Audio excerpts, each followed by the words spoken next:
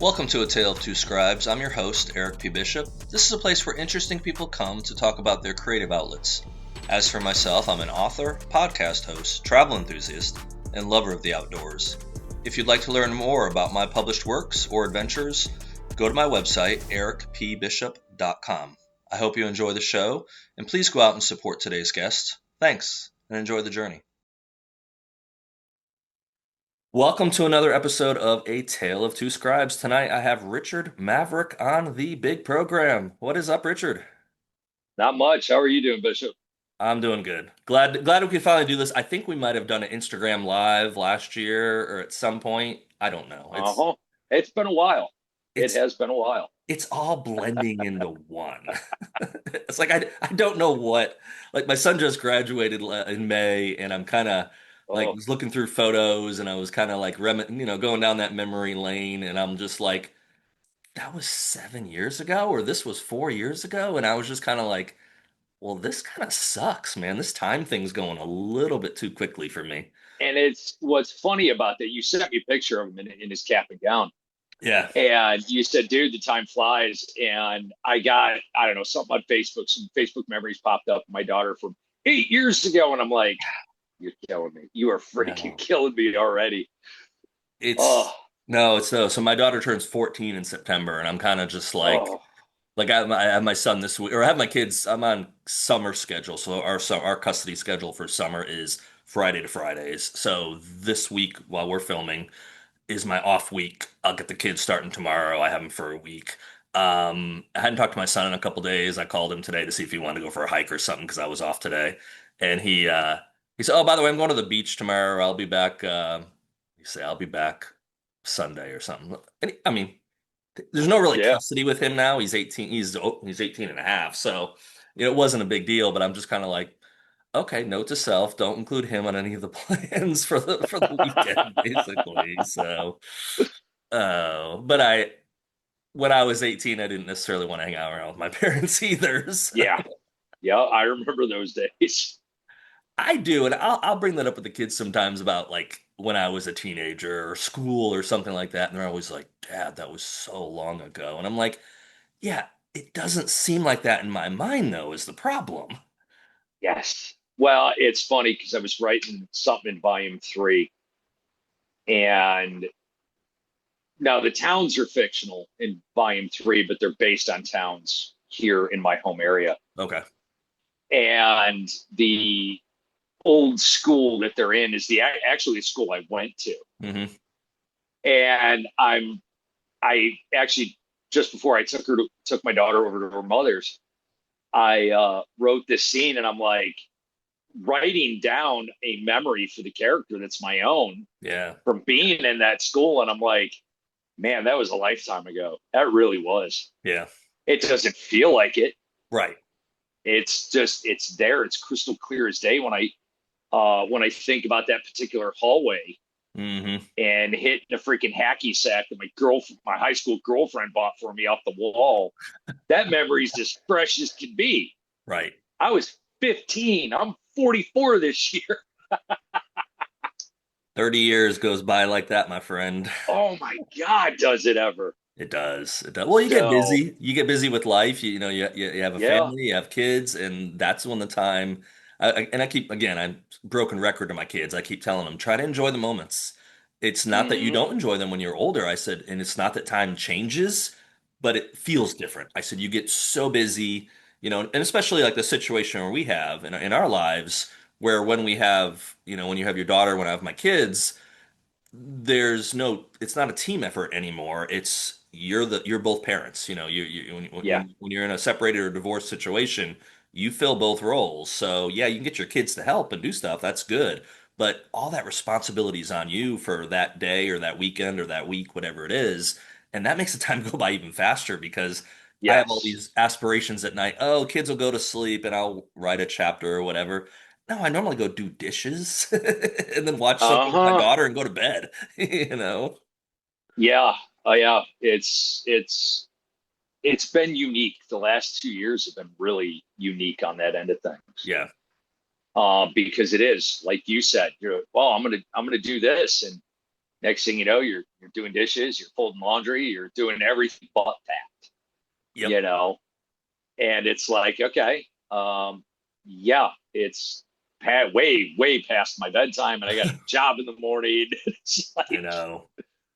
oh my goodness. My bedtime has steadily moved later and later, which is not great. Now I've got this unique situation, the blessing where I've telecommuted now for I think 17 and a half years. I think that's what the count is or something now. Now, I have had offices outside the house a few times, same job, but just I wasn't able to work from home for a couple of years or Mm, whatever in between moving or divorce or whatever's going on in life. So I've had stretches where I have actually left the house every day to go to an office.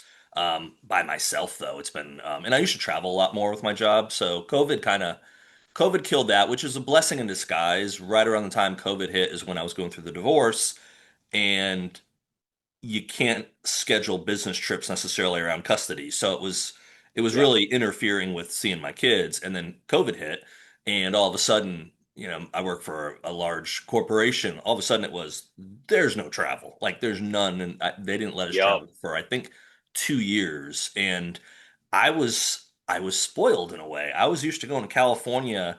There was a stretch I went every month, and that was a short. Oh, It wasn't for damn. a long period of time, but it was normally every couple months, every quarter at least. I'm flying out to California, spending a week, maybe hitting up Yosemite on a weekend every now and then, Yeah. living a little bit of a high life, working hard, but playing hard too.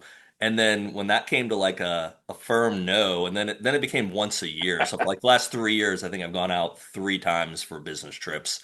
Um, but it's just, I don't know, my Marriott and Delta account got really pissed at me. So real world problems, basically. When you have to Yes. start paying for hotel rooms, you're like, well, this sucks. This is a ripoff, man. How they charge how Yeah. much? Right. What do you mean my Marriott Boundless account has no points? This is not fair. So Oh, all good. We have a big I had with my son turning 18, I told him earlier or told him leading up to that, I'll take you kind of anywhere you want to go within reason. I told him you yeah. can't do Kilimanjaro or Everest or Antarctica. There's like I don't have a $50,000 trip in me for you, but I'll do something cool. Just tell me where you want to go. And he hemmed and hawed, and finally around February after his birthday, he's like, I think I just want to go to Yellowstone. And he actually said Yellowstone and Glacier. So I was trying to figure how we could do that in a 7-day custody week from the summer and logistics and cost and all Mm, that. I had to rule out Glacier. I could not find anything reasonable unless you wanted to go drive 2 hours every day to go to Glacier. And I'm like, no, I want oh, close to the park. And close to the park was like stupid money for a place to just sleep. So ruled Glacier out, but I found a reasonably priced place in North Yellowstone in Gardner, Montana, which is literally at the Roosevelt North entrance. So yeah, that's where we head in a month, which that'll be a fun trip. So looking forward to that. that sounds like it'll be fun. Yeah, it should be. That's kind of my son's last hurrah, and then yeah, then he leaves. Then he's off to college, and he'll be about 2 hours Oh, from where I live, so not too bad. But it's I'm excited. I'm proud of him. I'm happy, but it's also bittersweet. It's like again, time that came a yeah. lot quicker than I thought it was going to come. Well, and it's, yeah, I remember people tell, oh, when you have kids, that time's going to fly. And I'm like, yeah, you're full of it. And Right. like, and you sent me that picture. And every other day, there's a Facebook memory of when my daughter was, this big. Yeah. And she's walking around the house and she's like, Daddy, can we go? Blah, blah, blah, blah. Like, wow. I remember when you couldn't speak. Right, exactly. Well, then you get then it flips on you early teens or around then, and then it's kind of just like, hey, what do you want to go do? Let's go do something. She's like, no, I don't really want to do anything with you. And it's like, oh my God, what happened? Yeah. Can I put you back at Yeah. 6 for a little while? I'm not looking forward to the next couple of years. It's an adjustment. Put it that way. Yeah. It's an adjustment. And I've lucked out. My son was very easy teenager. I didn't have a lot of the issues I know people have had, and hopefully my daughter will starting off that same way. But it's just I don't know, just silly things like they don't want to cuddle anymore. And I get why they Yeah. don't want to cuddle. I didn't cuddle want to cuddle with my parents when I'm a teenager, but you miss it though. You do miss Yeah. that, just that little kid when you're sitting on a couch watching a movie and they just come up and get right under your arm, and that goes away. And when that goes away, like my niece will come. I'll see my niece sometimes and she'll come jump on my lap and hold me or whatever, and I'll hold her, and then I'll just remember my daughter being that age and I'll be like, oh, I see why people like 6 years later go have another one. I understand the thought process. I think I'm too old for that now, but I do understand the thought process. Well, it's like the other night we sat down. My daughter at 10 is a horror movie nut. And we sat down and watched Abigail, and already it's sitting on the opposite side of the love seat from me.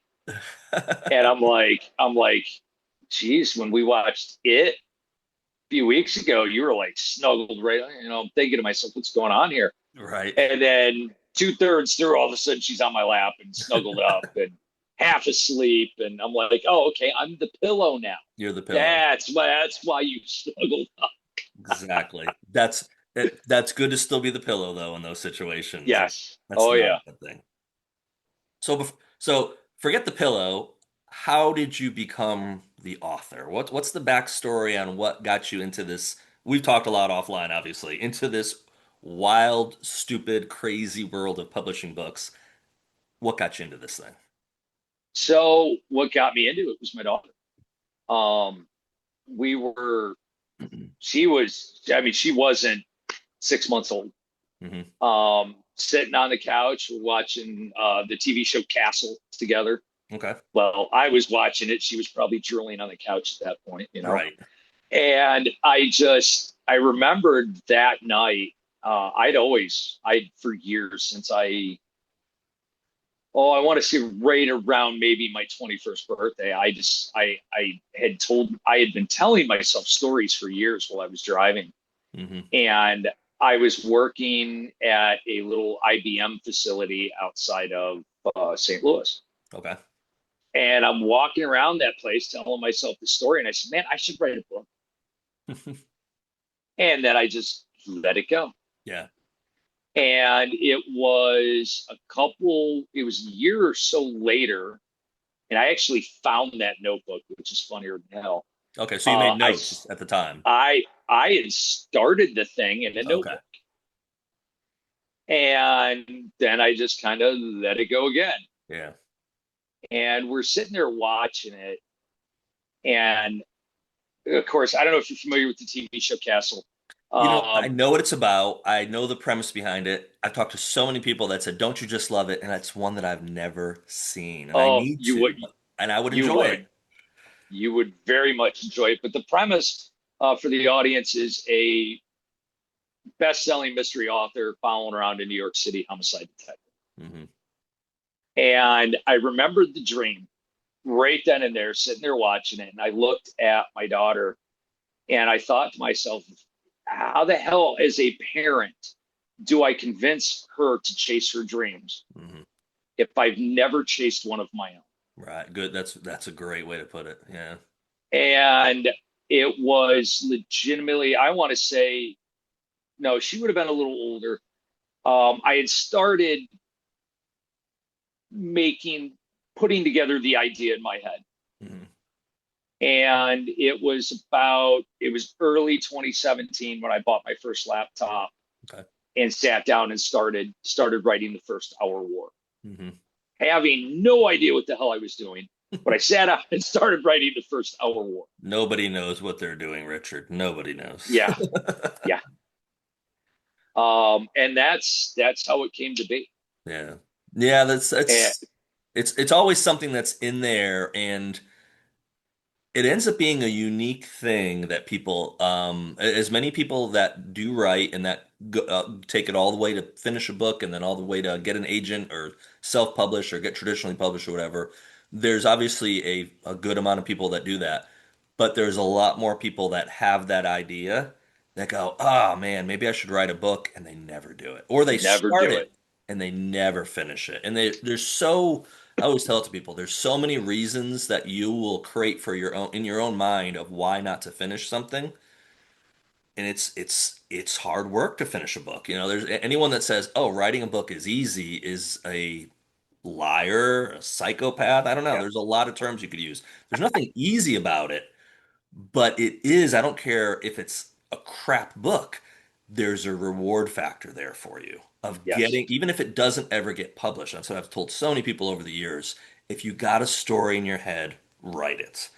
The kicker on that is to write it, you're going to have to give something up. And you got to Yeah. figure out what you're willing to give up. Some people give up time with their kids or their spouse or significant other or stop exercising or stop watching television, whatever, whenever they need to. I'd say don't touch family, leave that sacred. But yeah, get rid of television. I stopped for about 3 months when I seriously wrote, I wrote a lot before it, but when I wrote my first actual novel, 6 nights a week, all I did after everyone went to sleep was I wrote. I didn't watch television. The seventh night I would. I would kind of like chill, not write, and just unwind. But during that seventh night, I couldn't wait till the next night when I could sit down and start writing that book again. Because I got like addicted to like getting the story that had been in my head for so long, starting to let it come out. So I had to give up And something, and television was it for me. and I made a ton of excuses to not finish that first book, like you Yeah. said. And that ultimately is what took me 3 years to write it because Hmm. I just kept sitting there. Oh, no, nobody's going to want to read this. Hmm. So you stop writing, and a month or so goes by, and you're like, oh, I got this idea. And Right. out comes a notebook, and I'm writing it down. And when I first started writing, the house we were living was out in the sticks. So Okay. I didn't have regular Wi-Fi for my computer. Hmm. So I would have to make notes. And when I was traveling for the family business, log onto the hotel Wi-Fi and sit there and write. Wow. Well, you just drove 6 hours, 13 hours, whatever the case is. You get to the hotel, you don't want to open the damn laptop, Yeah, you know? exactly. And it was funny. I was just talking about this with a follower of mine the other night. Hmm. And I actually wrote for the first hour war, I wrote the last 6 chapters damn near in a notebook, complete chapter in the notebook. Wow. And then we moved into this house where we had, where we got normal Wi-Fi. Right. And I'm like, well, shit, now I got to put this in the computer. And I spent 2 weeks, 3 weeks transferring all my chicken I scratch was over. trying to reread what you wrote. Like, what Try it. the heck was Yes. this? What's that word? Right. And then I had like 1 or 2 chapters after that. And they happened right out. And it was a Hmm. very big moment. I finished it in like late January of 2020. And then I started looking into query letters and all this other stuff. Having once again, no clue what I was doing. So our war, January 2020, and then we started a massive pandemic that changed the world as we know it. So I know who we're blaming here. Yeah. Well, in my defense, it didn't release until December. So, Okay. Well, then clearly you're off the hook then. So clearly you're off the hook. So yeah, that yeah. was a wild time. And that was a time actually. Yeah, that year I didn't really write much at all. So I was going through. So I got separated in September of 19, October of 19, somewhere like that. Yeah, September. I think she moved out October 1st, something like that. Irrelevant, but I didn't write much that year. So the pandemic was a weird year. I didn't keep anything I did write, but the latter part of that year in December is when I actually started writing what ended up becoming my next release, Supreme Justice Merci. I started writing her story. Um, but it was, and I think you'd agree with this, and most writers probably would to at least some degree, is writing becomes therapeutic for whatever is going on in your life, good and bad. I think Yes. writing is a way that you can express yourself. You can, I don't know, you can just let things out that are easy, especially as a guy to hold inside. It's easier to say it through a character. It's easier to tell it in a Yes. story than it is to express it like one man to another or to another woman or whatever it might be. Yeah. So my wife moved out in February of 23, Okay. and I was all of 13 pages into volume 3. Into volume three? Yeah, into Okay. volume three. And I woke up. I wasn't sleeping very much after she moved out. I'd go to bed about 10, get up at 3 in the freaking morning, you know. Hmm. And I went downstairs and I opened the laptop because, hey, you're awake at 3 o'clock. You may as well do something. Right. And I opened it to volume three and I stared at it. Hmm. And I said, I just don't have it for this right Yeah. now.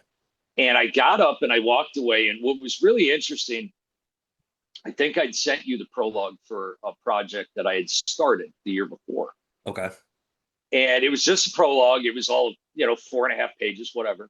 Right. And so I got up from the table because I had no interest in working on volume three. Hmm. And I walked back over to the table. I opened up the prologue and started writing a psychological thriller. Hmm. Yeah, I remember the prologue. So Yeah. yeah. And I picked up from that and I started working on that. And um it took it took all of 2 years to get that out on paper. Hmm. 88,000 ish words. I mean, it's the longest thing I've written to date. Right. And it was, like you said, it was so therapeutic. It was Yeah. so empowering to get that one out. Right. Um, and then when it was all done, to me that one in particular is extremely special, and I am going to Mhm. go for traditional publications. We'll have to discuss that later. Yeah, And we can have a talk about that, which I would completely encourage you to do as well. But I got some advice on some of that. Sure, absolutely. and it was right after that. It was like, okay, volume three. I got to get this done. Yeah. And as I started to work on volume three a little bit more, I said, well, volume two come out just before she left, so I didn't really get to promote it. Hmm. And there's some stuff I've always wanted to change with volume one. Yeah. So I had the idea right then and there. I'm like, second editions. Yep. Make those corrections for volume one. Volume two actually had an editor. I didn't have one for the first one. Right. So I picked up John Stamp recommended his editor. Okay. And I worked with John's a good her. guy. He knows people. So Yeah. And I the second editions just come out. April, I think March or April was the first one, and April, no, it was March was volume one, second edition, and yeah. April was volume two, second edition. Okay. Yeah, and I wanted to speak real quickly towards what you were saying with the third, just to encourage people too, is there's times you'll start a project and you're not feeling it, or something in life kind of impedes and jumps in there. There's no like blueprint to how to do this, and there's no right or wrong Nope. answers to it. So if you're feeling something or not feeling something, that's probably something inside you that you need to listen to. And Yeah. there's nothing, because I used to think that when I first started in 2014, when I wrote that first novel, which has never been published, I thought it was the greatest thing since sliced bread when I finished it, because I finished it in Yosemite, and it was a Troy Evans book, and I was so excited about it. Um, A, I didn't know what I was doing, and B, I thought if I start writing this, I have to write as much as I can. And again, I didn't interfere with my job, my family, but I would write when everyone went to sleep at between 9:30 and 10 o'clock I'd start, and I would write until God knows what time. Sometimes it was 1, sometimes it was 4 a.m. and I have to get up the next morning and go to work, and do my job. Yeah. I was telecommuting, so I guess I had to go down in the office, but still I had to function.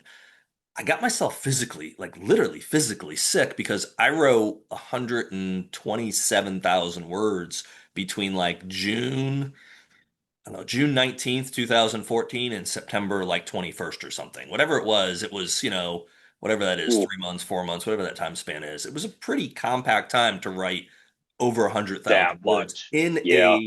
not like I was I wasn't a paid author writing every day, all day. It was nothing like that. So it was great. It was liberating, but it was horrible for my health because I was Yeah. sacrificing not just television, I was sacrificing sleep to do it. And Yeah. so when I finally got around to writing the next book in that series, which again never got published, I treated it as, okay, you start when, and I was still married at the time, still had, relatively young kids. You start at 10 o'clock, you're done at midnight. It doesn't matter what you think is happening. You're done at midnight and you transition your brain. And I taught myself how to like transition my way away from the creative side. But, I would finish a sentence, but I wouldn't finish a page. I wouldn't finish a full paragraph Yeah. always. I'd stop at midnight and have a timer like, okay, you're done. That took significantly longer, obviously, because I wasn't writing for 5 hours some nights. Yeah. Maximum I was writing for was normally 2 hours a night. But again, it was good. It taught me a discipline. Now I'm like the worst person to listen to because I'll start a project and then I won't write. Like I was doing a short story for a comic book. I wrote the first volume, like or first short story in like November of last year, and then Chris from Machete Comics reached out to me and was like, "When am I going to get the second one?" So I think I wrote the second one in January. And I never looked, in the time periods, I never looked at it again. So I just picked it up, reread it, and go, okay, let's go here. And then he wanted a third volume. So I did that like about a month ago. And again, I hadn't even had a thought on what I was doing. I reread all of them and I'm like, this seems like a good logical thing to do with this horror twisted story. And so I sat down for a weekend and that was my writing for the weekend. I didn't have the kids and I busted out my whatever 1,000 words and, sent it to him, edited it real quick. And says, this look good? Yeah, man, that's great. Okay, cool. I'm done. It just, you kind of do it when you have to do it and when you can find time to Yep. do it. And unfortunately, I've 10 years into doing this or 11 years into doing this now. I've kind of trained myself where I can do that. I can start something, put it aside. This is about you, but I'll say real quick for my next project, Supreme Justice, that comes out in July. I started that book in December of 2020. I wrote on it until March of 2020, until the day my divorce finalized. And the only reason I stopped writing on it that day is because after years of trying, I got a book contract that same day my divorce finalized. Like I think Yeah. I got the thing from the attorney at 11 or 12. At 3 o'clock that afternoon, I got the email from the publisher saying, hey, 3 book deal. So I immediately took the story I was writing with Merci and went, well, I can't write this. And I wrote like 30 something thousand words. I put that aside Yeah. and went back to the Body Man for the next year. And then I wrote Breach of Trust. And then, so like literally 3.5, almost 4 years later is when I then started writing back on this story that I hadn't written since early 2021. So I guess it was 3 years Yeah. later. So, but that's what you have to do sometimes. And if you can figure out how to do it, if you can figure out mentally how to do it, and most of it for me was always just whatever. If you've stopped at whatever 5,000 words or 30,000 words, start back on page one, start reading it. Try not to edit too much because you might spend a lot of time doing that, but get comfortable with the story again and then start writing it again. Well, and that was something too with the changes in the second editions. Sure. I You had had to to go go back. back to those 13 pages Right. and make changes Yeah, absolutely. because it was just like, all right, you fixed it here. It better be fixed from the very beginning here, Right. you know?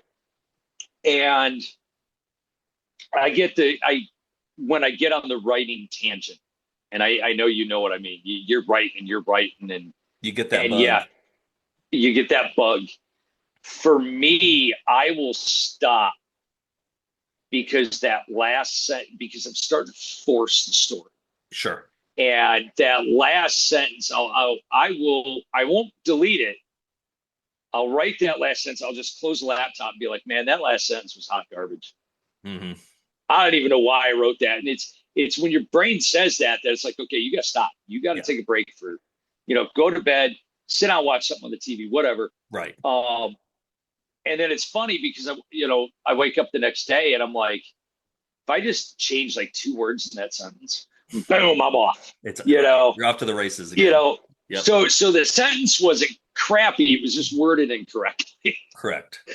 Well, And mental fatigue, I think, comes in too, where I think you have to respect that yes, sometimes you're at that spot where your body or your brain is telling you it's time to end, and you don't want to because you might be excited to keep writing, and it, yep.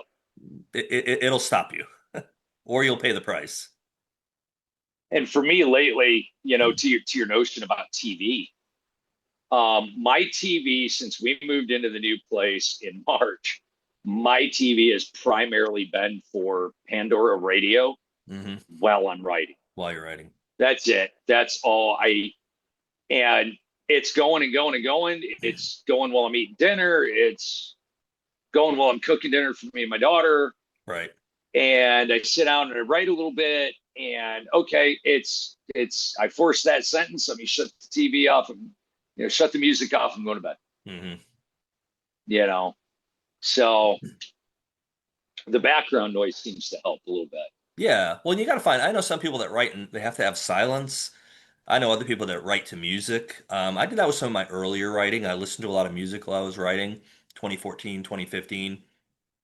Now I don't have TV on. If I don't turn TV on, if I have TV, I will watch TV. So because I sit in the living room a lot of times when I write, and Mm-hmm. across from my couch is my big, huge American television. If that TV's on, I'll watch it. So if my kids are here and they're doing their thing and I have time to write, I'll go sit in my room and write, or I'll go sit in my bed or my chair in my room or whatever. But I can't be near television because that's my stupidity. That's where my brain will just be like, "Oh, watch Well, this." and that's why it's been music because I've watched everything. Yeah, I've watched everything I want to watch. right. For the longest time when I was writing, going back to Castle, Hmm. I have all 8 seasons on freaking DVD. On DVD. I watched every episode on TNT before I bought the DVD series, That's hilarious. and I would put it on because they were running reruns for hours at a time on like Lifetime or something else, and Sure. I'd put it on as that background noise because I've watched it already. Right. And the last month or so, the whole life thing, and you know what I'm talking about. Life Mhm. just kind of gets to you, Oh, sure. and I kind of walked. I said, you know what? I need a break. I need to unplug. I need my brain to just too much going at once. Yeah. And for the first time since we've moved into this place, I actually sat down and banged out all 5 seasons of Yellowstone in like a week. In a week. I binged a lot. I got about, man, I got through the first four seasons pretty quick. And then once I last year, it was about a year ago, yeah, I guess I started the first part of season five. And it just, I don't know, it's like a couple episodes in, it started to annoy me, and I never watched another episode of it. I know how it ends. I know that Dutton gets shot, started killed in first part of the second part of season five and all that jazz. I don't know, something about it. I really enjoyed it. But I never, I haven't even finished like, was it 1923? That I one second season just came out on that. Not just came out in the last 6 months or whatever. I think I watched like the first three or four episodes, and I was just kind of like, "Ah, dude, get off the boat. What's going on with this stuff?" And I got busy. I got busy on projects. I Yeah. think at that point I was starting to heavily edit Supreme Justice, and it was just like, so I'll still watch stuff, but it's sporadic, and it's more documentaries. I'll watch a few series here and there, like on a Friday or Saturday night if the kids aren't with me. If the kids are with me, my daughter and I will binge like old Survivor seasons and stuff like that Mm. sometimes.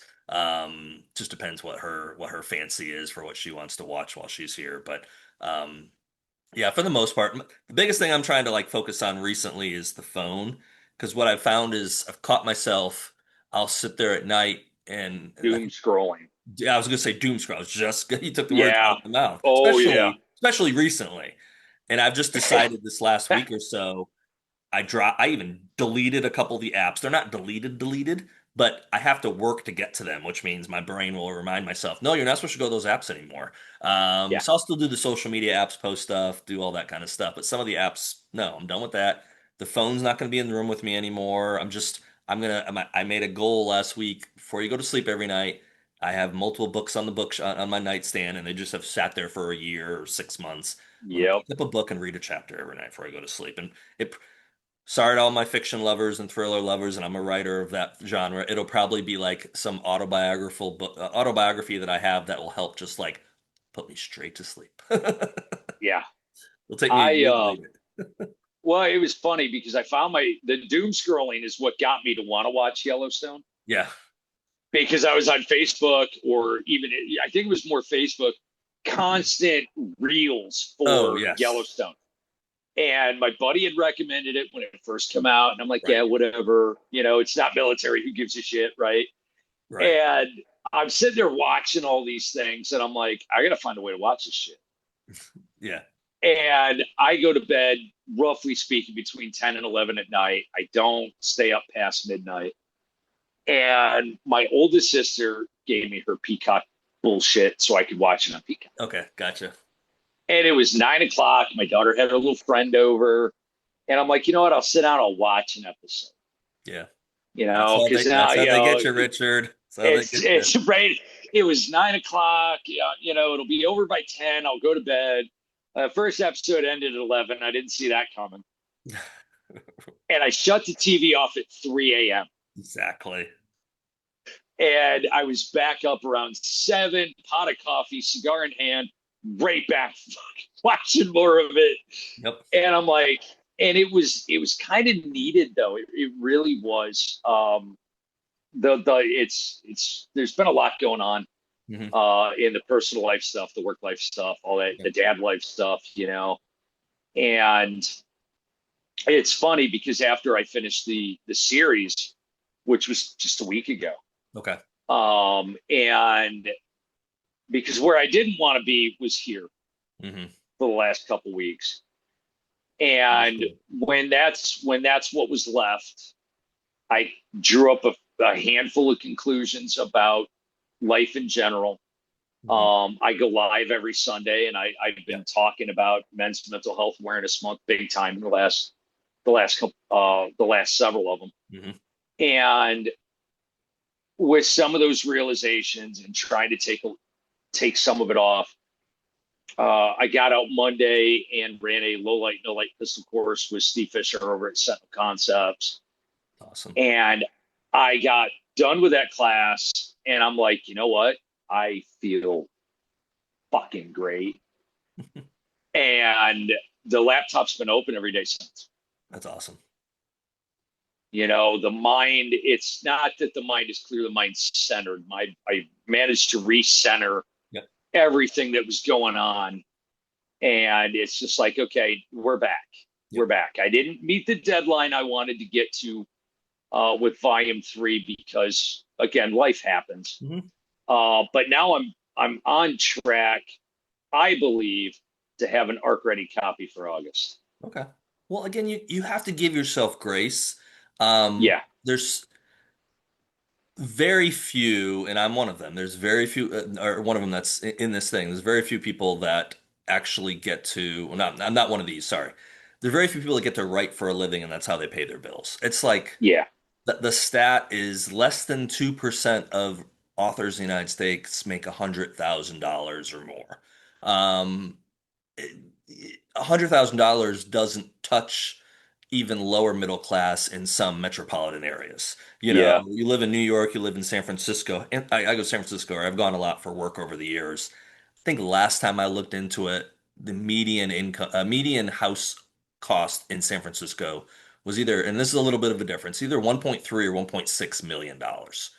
Oh my God. That's not for the Taj Mahal. That's for a crappy little place to buy in San Francisco. So what Yeah, does most people do? Well, they live out like where my office is like 2 hours outside of San Francisco, hour and a half, 2 hours, depending on traffic and stuff. So yeah, people take that and they come in and they take the train. They'll take the BART in or whatever. But they're either in the car or in the train for 3, 4, 5 hours a day.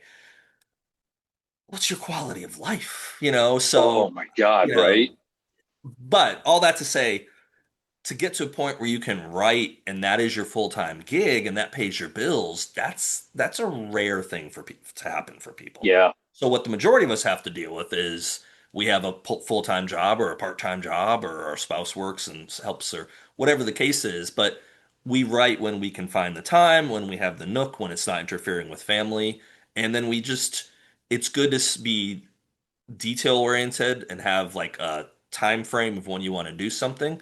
But unless you have a publisher that says, here's your drop dead date, you have to give me this publication by then.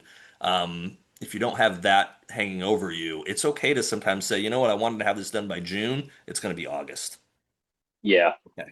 It's okay. Well, and that's where I was at with it because, quite frankly, had I can, it was around. mid March. Just some, the pins started falling, and it's like, oh my god, okay. And I've got this looming in the back of my mind, and I got Yeah. that over here. And then in the opening weeks of June, there was some issues with my daughter and some other things. Mhm. And it's just like, okay, you know, I got to process this stuff, Yeah. Absolutely. and that's the big thing. And with kids, single dad, okay, find a way to get you to talk to me. Hmm. And I got to find a way to deal with information that's going on all around me. All around. Yeah, exactly. And it was just draining the hell right out of me. Yep. Um, and that's why, again, for the last several weeks, it's just been okay. No, no, I'm Hmm. not going to touch it. I'm not going to look at it. Yep. And it's funny because there's been parts of the story that I've kind of been hung up on. Hmm. And I go and run the gun and have some great laughs and embarrass the shit out of myself on the range. And to the point, everybody in the room was laughing at me. And Steve Fisher, who's a huge fan of mine, is making a huge ordeal out of this. So everybody's laughing even harder at that Yeah, point. exactly. And I come off the range and I get in the car and it's all day pistol. And I get off the range and I'm just amped the hell up still. Hmm. And it was until that drive home that I started to crash a little bit. And I picked up my daughter and we went and got some food. And I got home. And the next morning, it's like, well, that problem solved with the book. Boom, problem solved. Problem solved. Yeah. Now I can move forward there. And then I'm in the middle of a conversation with a lady friend of mine yesterday. And I said something to her completely. I mean, our conversation had nothing to do with writing, reading, nothing. Hmm. And she starts talking, and I'm driving a mail truck of all things. And she's talking, and all of a sudden, click, this other thing comes to mind. Comes to And I'm mind. like, Yeah. wow. And I joked, and I'm like, I just had a fourth wall takedown, like Deadpool says, and so now that's been my reference all week is this fourth wall takedown. Hmm. Because this part of the story that is coming up that makes no sense how it got there. Now I found a way for it to make sense. Found it. Yeah. And it's been two or three of these this week. And again, I was writing a little bit. I made some dinner for the little one, and she was doing, playing on her phone a little bit. And so I sat down and I was writing, and I'm like, oh yeah, and I hit a spot, and I'm like, oh man, like two more paragraphs, this chapter's done, and I can go to this one, and Right. boom, I've got this thing, and I've got that thing, and yeah. Comes together. So it's been a very exciting week on that end of Yep. things, and I know what it feels like too. 100%. I had a story I started. Man. Well, so take that back. I didn't start the story. So I had a chapter when did I finish? When did I do Breach of Trust? Goodness, what year was that? It was like 3 years ago, I guess. Yes. So 3 years ago, I had before it went to the publisher and then got rejected, which was ironic because everyone that read the book liked it except the publisher. But that's how life works. Yeah, Um, right. as I was having an early reader, one of my early readers was Adam Hamdy, who really liked the book. And if Adam Hamdy, who writes with James Patterson and, a best-selling author, really likes the book and the publisher doesn't like it, I'm going to agree with Adam Hamdy. I think he Yeah, knows what he's doing. But yeah, what was interesting though is one of the chapters in there when he was giving me his critique or his feedback from the book, I guess this was 3 years ago, 3 summers ago. Um, he was like, going through a bunch of stuff. He goes, "This one chapter here you need to take out." And so, of course, I get on with him and I'm like, dude, why would I take that chapter out? That's like such a good chapter. And he goes, "That's the problem." He said, "I know what you're wanting to do and why you put that in breach of trust." He's like, "But if you take that chapter out and take it out of the body man world and start a whole new book that's with that concept, you're going to have to expand upon it. But if you start that," he's like, "then a publisher's going to want to talk to you." Really? So I kind of took that yeah. as I was going through all the muck with breach of trust, and because I submitted to the publisher and I had waited for months. So while I waited for the months for that, I started writing this other story based on my conversation with Adam, and I wrote like about 30,000 words, and then everything went to hell with the publisher. I ended up getting the rights back. I started my own company, and 3 years later now, I've got 5 books out or whatever. That story's always kind of been in the background, and I every time I went back to it, I didn't keep writing on it. So even though I wrote like maybe it was only 25,000 words, I don't know, 20 to 30, somewhere in that range, I didn't know where I wanted to go with it. And I normally don't know where I want to go with it, but it bothered me for that story because it's a high concept book. Like it's a big deal type of a story. Yeah. They're all big deals, but this one's like really got a pop, and I didn't know how to make it pop. Well, like a month ago, I was walking or hiking or I don't know where I was, and all of a sudden I just had that, I got it. I Yeah. got it. So I made like Yeah. real detailed notes, reached out to Adam even and said, dude, remember such and such? He goes, yeah. I said, I think I got it. He goes, okay, well, write it. Well, I got too much shit to do right now to write it. So maybe like in the fall or spring of next year, but I'll keep like expanding upon those notes for that story. And then, yeah, like with you, I might actually take that one to the traditional publishing world. Although I'll do it in a limited thing. Like I'll give it 6 months or a year for an agent, 6 months for a publisher, whatever. Um, but I'm so disillusioned by that process that takes place that it's like I ain't gonna wait 5 years for that. I'm gonna give it some time, and if it doesn't grab and I've got some agents and some people I can really shake a tree on with it, and maybe get some interest into it. But if it's not, then yeah, I'll probably just put it out under Bruno Media Publishing because I don't want it to And just sit in a it's hard drive forever. and it's funny you say that because when I started the original Our World War, or when I had the idea for it, Hmm. I had the idea for this psychological thriller. Yeah.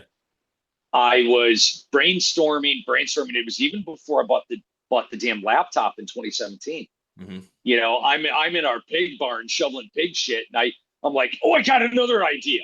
Like Right. all of a sudden, it's just like idea after idea, right? Yeah. And I I kept going back to it. Hmm. I never touched it. Yeah. I never wrote a damn thing about it. And it was I want to say February or so of 22 when I was at a gun show with my dad. I was doing the promotion for the first Hour War, Hmm. and I was sitting out in the van having a cigar, Hmm. and I You? just No, come on now. yeah, no, me never. And I picked up a notebook and I wrote what was the prologue, and I got home and I entered it in the Hmm. computer, and then again I didn't touch it again. Yeah. And it's funny because I make the joke, and I've said this to a half dozen people, that if my wife and I had stayed together, I never would have wrote that book. Yeah. And I hear you. so it gets done, and much like you just said too, it's got a shelf life as far as I'm concerned. So Right. Jeff Clark is helping me with the query letter. I've already sent out maybe 30 letters, right? Hmm. And I reached out to Jeff. I said, hey, can you take a look at my query letter? I'm getting, of 30, I've gotten 2 responses, both rejections, which you and I know is the process. Yeah, it is. Yeah. You know, I was excited as shit that I got 2 rejections in one day. In Right. one In day. one day. And so I'm like, but I've heard nothing else. So I asked Jeff, I said, hey, can you look at this? Yep. And he says, all right, dude, you need to change all this crap. And I'm like, well, shit. I So know. I go through it, I rewrite it, I send it to him. He's like, no, no, no, now you got to do this over here. I'm like, damn it. Yep. Boom, send it back to him. What do you think? And yes, I'm with the same mind with that book that I was going to give, now that the query letter has been very, very tweaked. Yep. And I think it's 10 times what it was when I first wrote When you first wrote it, it. yeah. So from the moment I send the first one, I haven't sent it yet. I will give it a year. Sure. Yeah, it's reasonable. If I get nobody interested, if I get nobody who says, "Hey, let's read the whole thing," blah blah blah blah blah, I will self-publish. Yeah. I'll, And then, I'll get it fully edited. I'll get it fully edited in about 6 months okay. to prepare for that Okay, step. yeah. Well, and my advice on Um, that too, which to you or to anyone else, is have your goal be, and it sounds crazy to say this even, but have your goal to be about 100 agents. And that's totally reasonable and typical that people have to go through at least 100 agents because you're not going to get to an agent on a lot of those. What you're getting it to is you're sending it to a query search engine or engine they have through their agency, and it's probably getting looked at by an intern. Of course, if it's summer, they probably don't have an intern, or maybe they have an intern. I don't know, but it it's not seeing the agent's eyes in a lot of cases. It's what's someone else who's looking for the agent and what the agent's Yeah, looking for, and then maybe it'll see the agent. So it's good, and it's good to do them in pieces, like do 10 at a time or do 20 and then every month do another 10 or 20 and then but when you've hit 100 and then you've gone for a little while and you've not got a response or nothing, no one's wanting to sign you, you might get, okay, that's, I want a partial or I want a full manuscript, and then you have to give that time. um, but once you get through that after a while, then you can know that you at least shook as many trees as possible. And again, that's not saying, okay, well, this book really shouldn't get published. It's so subjective. I mean, yes. the Body Man ended up getting published. I think it could have gone through a bigger publisher, honestly. But I was just and I didn't, it wasn't me being impatient. I had tried for a couple of years. I just realized how the process worked. And I finally said, hey, I have a small publisher interested. Let's just get it out there because I don't want, because I know multiple authors, and I won't say their names. I know multiple authors that have had an agent for 5 years or 3 years in one case, and they've had a book on submission for over a year and nothing has happened every time they do that. And so Yeah. it's so subjective is what I want to say to people. Just because, so I had rejections where I had literally a New York Times bestseller agent that I talked to for quite a lot. They had the story of the Body Man. They thought it was a great story. I gave them the manuscript. 2 weeks later, the dialogue wasn't very believable for me. Story's really good, but I just didn't connect with the dialogue. I'm gonna have to pass. And then, like a month later, I got a rejection from another well-known agent that was just like, "Man, the dialogue is spot on. I'm just having trouble with some of the plot." And I'm like, "Whoa, whoa, whoa! Joe Blow over here from this agency just said the opposite." And that's when the light clicked on me. It was like, "Whoa, this is so subjective. One person thinks Yeah. it's great, the other person thinks it's crap." Um, that's not necessarily, they both might be wrong, honestly, but just you can't let that be like stab your heart and be like, I'm done with this. No, you don't. My my favorite query rejection, my favorite, I love it. Let's hear it. because I did with the original R War, I did query this out. Okay. I think I had sent 60 or 70 emails, Okay. query letters out. Again, no idea what the hell I'm doing. Right. And I had just finished volume 2. It was over, I think it was a month after volume 2 come out that I got a query rejection for the original The Our original. War. Yeah, yeah. So almost 2 freaking years later, I get a query rejection. Got one of And those. I laughed. I laughed. And I looked at my wife and I'm like, I just got a rejection letter. And I giggled, and away I went, you Yeah. know. So it was, to me, it was my favorite because it was just like, wow, you guys are like 2 years late. I had one like a year and a half later, I think, when Body Man Oh, came out that said, "Hey, that looks interesting. Send me more." And I'm like, I replied back and said, "It's already been published, but thanks. Anyway, appreciate it." I was just like, "Are you yeah, kidding me? Are you kidding yeah. me?" But yeah. And then some people I've had rejections. I haven't queried in about four. Gratefully, I haven't queried in about 4 years now. It's been a while. But I had rejections sometimes like 20 minutes later. The quickest one I had was like 20 minutes after I sent it. Oh, And no so kidding. someone either read the first couple paragraphs in the query letter, probably didn't even get to the thing, and were immediately like, not my thing, not my bag, Yeah, not I'm interested. I give them credit. At least quickly they got back to me instead of waiting a month and then, Yeah. and then sending some formulaic, we don't like you email. So, Yeah. yeah, it's a vicious business. It's vicious. Well, yes. And I'll send you the link for the query letter because it's on the Google Docs Yeah, crap. yeah, yeah. So That's me.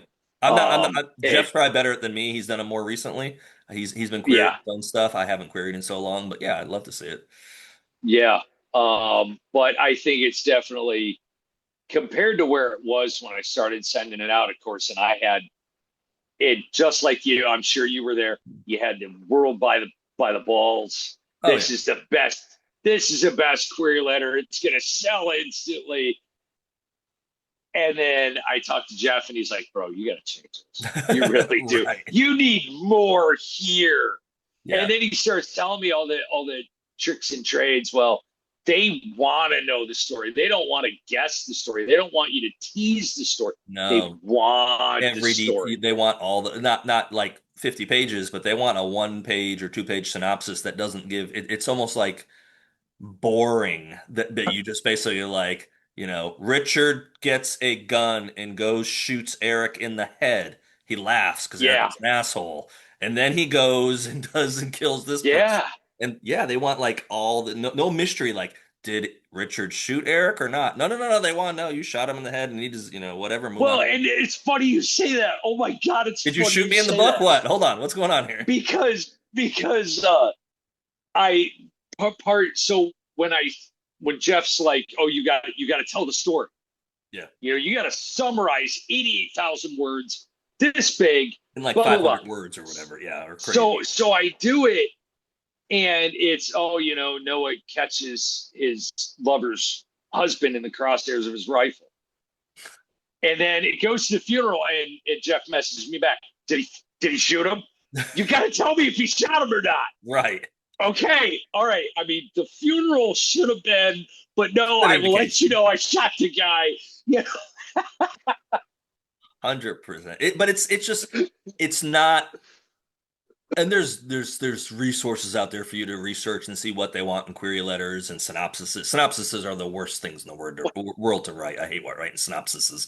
But there's an art behind it. Like there is a certain thing, and this saves. And I get it from an agent's perspective. It saves them the time. They're not reading that 1 page synopsis for a mystery.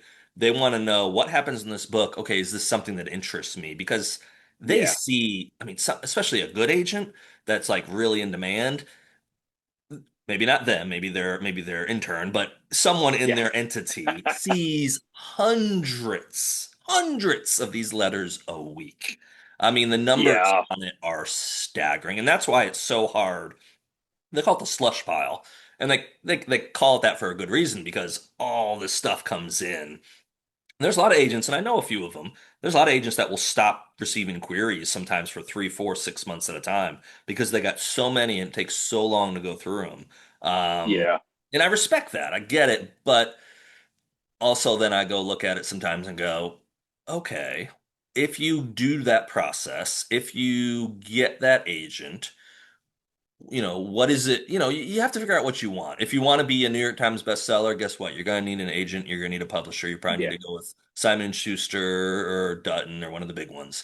Um, do you just want your story out there? If your ambitions are low, maybe self-publishing is the best route for you because you can if pay for an editor, pay for someone to design your book cover, and you can get it out pretty quickly. You can get it out in a couple months, no yeah, problem. Versus people that are, and myself, I might be in the same boat in the next year if I do that other story and start querying. You could query for 6 months. The agent could spend, and that's generous. That could definitely be the case. The agent could spend 6 months recommending some changes, do some editorial themselves. Then they put you on submission to editors at publishing houses. That could take another 6 months to a year. Then you get put in the time frame. So you could have a book that I start, what is today? June of 2025. yeah. It could be 3 years before a book that I have done today that I want to get out actually makes it out into the world by June of 2028. Ooh, That's not unreasonable for that to happen, especially for a first book. Then yeah, normally once your first book's in and think it's going to do something, they'll line you up for your next one. But when you submit your first one, you typically have to have your second one done because they're like, okay, if it's going to be a series, we might want to see what you're doing next before we sign you to the first one. So it's, man, it's brutal. And then here's the truth that no one wants to hear, but I like to tell the truth on this stuff. And I got this from a New York Times bestseller, and I know it's true. There's a high probability that if you're a New York Times bestseller, that the UPS driver that's bringing you your author copies from Simon and Schuster makes just as much money as you as a New York Times best-selling author. Yeah. Yeah. Now, I know you do postage for a living, and I'm not knocking that. That is a great, it's a career that's needed, and there's nothing wrong with it. And some, UPS, some drivers make good money. They make livable money. Yeah. You'd think be on the New York Times bestseller list. Maybe I'm looking for a house in the Hamptons. No, go work for No. UPS. You'll make maybe more money. Yeah. Yeah. Yeah. Unless you're James Patterson, then you can afford to buy the whole Hamptons because you make $80 million or whatever many millions a year he makes. So. Yeah. Right. I heard those numbers about Patterson and I'm like, oh my God. I had someone not that long ago say, "How does that man put out so many books?" And I'm like, "Do you not look at the book covers? There's a few that have just James' name on it, but there's a lot of books that have Ugh. other people's names on it as well." And if you Yeah. see, AJ Tata told me that a long time ago. Tony Tata told me that a long time ago. If you see an author's name, because I was ignorant to the business back in 2015, 2016, 2017, Yeah. he said, if you see a second name on the book in small letters, that's the person that wrote the book. And I'm like, really? I had no clue. Oh yeah, that's the person. The big name is just the one to like grab people to buy it. So, and I've had this Yep. happen. I had this happen a couple months ago. I was talking to someone who was talking about Vince Flynn came up, and they're just like, yeah, I see Vince Flynn books all the time. And I was like, yeah, Kyle. I know Kyle Mills who was writing the books, and now I met Bentley. I know Bentley who writes them now, and they're like, well, Vince doesn't write his own books. I was like, Vince has been dead for like 12 years. And they're like, but Yeah. I saw his books in Barnes and Noble. I was like, yeah, yeah, yeah. You saw the family estate name on the top of the book. It's written by Kyle Mills or Don Bentley or whatever. They had no idea. And to the defense of readers, I don't think readers give a damn who's writes the book. They just want a good story. I think that's the Yeah. biggest thing. So if someone else can step into that legacy, and And help pick up that. yeah. Yeah. So I Yeah. totally understand that, but it's funny that people don't like. It's like, Tom Clancy's dead too. He's been dead even longer. So, and they're Yeah. pushing out two of his books a year. Like, dead people can keep writing books, cutting checks. Wild stuff. Um, Yeah. so I'll wrap this up with the same question I ask every first time guest. No pressure on this Okay. question, but No pressure. I think you'd agree with me. Life is like a book. You've got a first page, you got a last page. Fortunately, none of us know how many pages are in between that first and last. Yep. But as an author of two published books, and we're working on some other stuff to come out, you have the ability to write. So you get to write your last page. What does it say? Wow. That's Johnny on the spot right there. No pressure. No pressure. Um, I know I love doing this. I really do. If I could do this and be and do this and be a stay-at-home dad at the same time, that's the dream. Hmm. That's what I would like my last page to look like. Um, is full-time author, stay-at-home dad. So, That's a good last page. and in my neighborhood, you mentioned about um $100,000 a year, you know, Right. and in my neighborhood, that would do it. You, That would actually do it in my neighborhood. yeah. So that would be the living right there. Hmm. And that's when I remembered the, you know, we look at things and it's always steps. Everything in life is a step. Absolutely. And my first, it's so funny how when I started the original Our War, my goal was to write a book. Hmm. And yes, there was the times, as I said earlier, where I got put off by nobody's going to want to read this crap, you know. Sure. And but then there was the times where I was so focused on the it's going to be a bestseller You that I too? lost oh yeah, that I lost track of the dream. The dream was to finish the damn book. Yeah. And I got there, and then it's to write the other book. Hmm. And I know deep down in and the last 2 years has been has been a huge shift in my life, and I know you know what it's like. Yeah, absolutely. Um, and I remember going to see Granny last year with my daughter, Hmm. and that morning I had a doctor's appointment at the VA hospital in Erie, and on the way there, and my faith has grown very deep in the last 2 years. My faith in God, Hmm. and I remember on the way there asking God, while doing 75 miles an hour down the I-90, is this what I am supposed to Hmm. do? Is this what I am meant to do? And later that night, we go and see Granny, and he was just as stand up as could be. Yeah, he's a stud. He's a nice guy. And he, me and my daughter got our picture with him, and I got a picture of just her with him Hmm. for her wall of fame, which she started. And we got out to the car, and I said, well, you know, I said, well, you just met your first famous person. Right. And she says, well, that's not true. I know too, Daddy. And I said, well, what do you mean? Because for the longest time, her mother liked going to the races and all this crap. Hmm. And so I'm thinking she's thinking some racer guy, you know. And Right. she goes, well, I know Mark Rainey and you, Dada. And you, yeah. And I'm like, wow, if God couldn't have answered that question for him. Right. But at the end of the day, yeah, that last page, full, you know, stay at home dad, full time off. Hmm. I couldn't ask for a better last page. Well, And there's one way before, to make that happen, my friend. yeah, keep Keep working. writing.